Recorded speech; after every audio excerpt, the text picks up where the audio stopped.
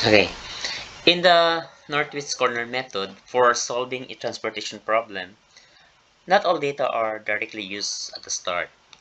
The data that are given in the transportation problem are the supply, yung ito yon, itong corner na to, at saka yung demand. Ito yon. Okay, from 80 down to 90, plus the transportation cost per unit. Ito yung sa maliit na cell. Ito yung transportation cost nila. So, wag na wag mo muna tong gagamitin. Okay? Dahil mamaya, kukunin natin yung transportation cost gamit itong bawat shipping cost na to. So, bago mo pala kunin bago ka pala magsimula sa pagkuha ng total supply or demand, ang sabi kasi, you have to total the supply and demand kung equal ba sila. 100 is supply. 110 plus 140 is 250 plus 50 is 300. Then, si 80 plus, I think this one hindi siya 30. Ano to? 60. 80 plus 60 is 140 plus 70 is 210 plus 90 is 300. So, tama. Yung supply and demand is equal. So, to start at the northwest corner, ang sabi kasi, the criteria for choosing the highest north, and ito yun. Yung the highest north, ito yon, itong cell na to, at saka the left side corner na walang laman, which is dito yon. Okay? So, ito yung magiging priority mo. Isa pang rule doon sa northwest corner, sabi, allocate as much as possible to satisfy either the supply or demand, whichever is smaller. So, yung pinaka-smaller to yung 80. And tanong, pwede mo ba gamitin, ilalagay lahat ng supplies dito sa destination 1, which is 110? Hindi pwede. Kasi, ang mangyayari, kaya niya mag-supply sa destination 1 ng 110, pero ang kaya lang tanggapin ni destination 1 is yung 80. Ito yon. Ito na yung kaya tanggapin kasi ito na yung demand eh. Okay? So, balik tayo sa rule, allocate as much as possible to satisfy either the supply or demand, whichever is smaller. So, gagamitin si 80. Si 80, magiging 0 na to kasi lahat mo ay ibinigay kay destination 1. So, yung magiging sources 2 and 3, magiging x na siya. Meaning, 0 na siya. Kasi, nabigay mo lahat kay destination 1. At saka, yung 110, i-minus natin siya sa 80, magiging 30. Okay. So, focus tayo dito sa destination 2. Okay? And under sources 1. Sa destination 2, allocate as much as possible to satisfy either the supply or demand, whichever is smaller. So, yung smaller dito is yung 30. So, gagamitin din si 30. So, yung destination 3 is x, wala na to. At sa yung 30, magiging 0 na lang. Okay. At saka sa demand, since nagamit natin yung 30, magiging 30 na lang siya. Okay. Tama. Now, nasatisfy natin yung sources 1 mula destination 1 hanggang destination 4. So, ito na yon yung values niya. Okay? Mag-focus naman tayo. Sabi nga sa rule ng northwest corner is choose the highest corner. The northwest. Okay, ito yon. Okay? And the left side corner na walang laman. So, kini siya.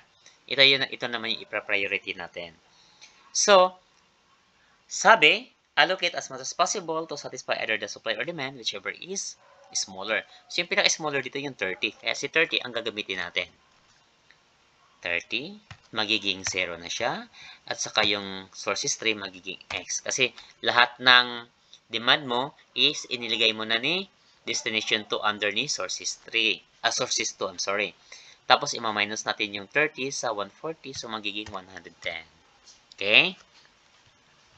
So, allocate as much as possible. So, yung rule, lagi natin tandaan, allocate as much as possible to satisfy either the supply or demand, whichever is smaller. So, magpo-focus tayo dito sa corner na to. Okay? So, northeast corner, laging criteria, the highest corner, the highest north, and the left side corner na walang laman, whichever is smaller. So, 70. Tapos, yung 70, dahil ginamit mo na siya, dahil tinanggap naman ni destination 3 under sources 2, magiging 0 na siya. Tapos, yung 70, i-minus sa 110, magiging 40 na lang yung supply. Okay? Tapos, under ni sources 3, sa column ni destination 3, is magiging 0 na yan. So, lagyan siya ng x to represent as 0 na siya. Okay. Ngayon, i-continue natin. So, under destination 4, sa column ni destination 4, and which is a supply, meron pa natira na 40 and demand of 90. So, whichever is smaller, gagamitin natin si 40. Yung 40, magiging 0 na yan. At saka yung 90, magiging 50 na yan. Okay. So, continue natin. Ang rule, the criteria for choosing the highest north and the left side corner na walang laman is ang natira si destination 4 under sources 3. So, since same lang naman sila ng number, is gagamitin natin, kukopyahin na lang natin. 50. Yung 50 ng supply, magiging 0. At so, yung 50 ng demand, magiging 0. Kasi nagamit natin siya under this corner. Okay? So, ngayon, ito na ba yung initial feasible solution? O yung optimal? Hindi pa. So, to get the transportation cost, ang gagamitin natin is, okay, wait lang ha. Z is equals to, okay. Para makuha natin transportation cost, ito yung 80, ita-times natin siya sa 12, the transportation cost. And 30 times 18, 30 times 7, 70 times 30, 40 times 15, and 50 times 16. Titingnan natin. So, 80 times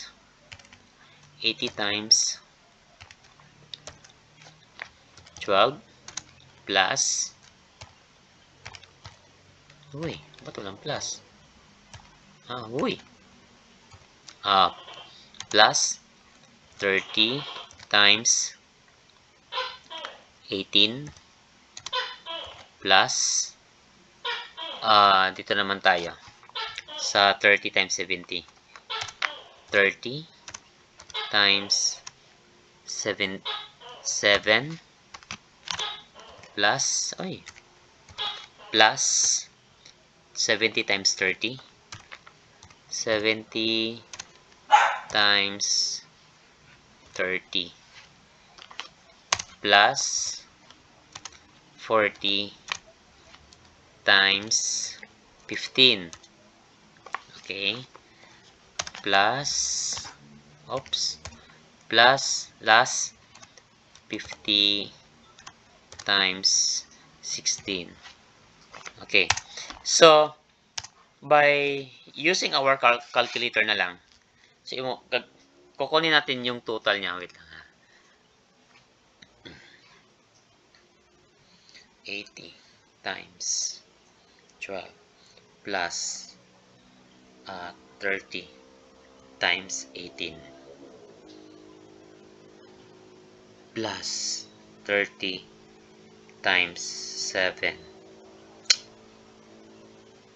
30 times 7.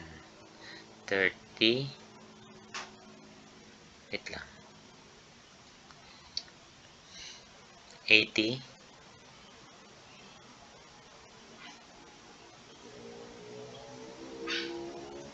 times 12 plus 30 times 18 plus 30 times 7 plus 70 times 30 plus 40 times 15 plus 50 times 16.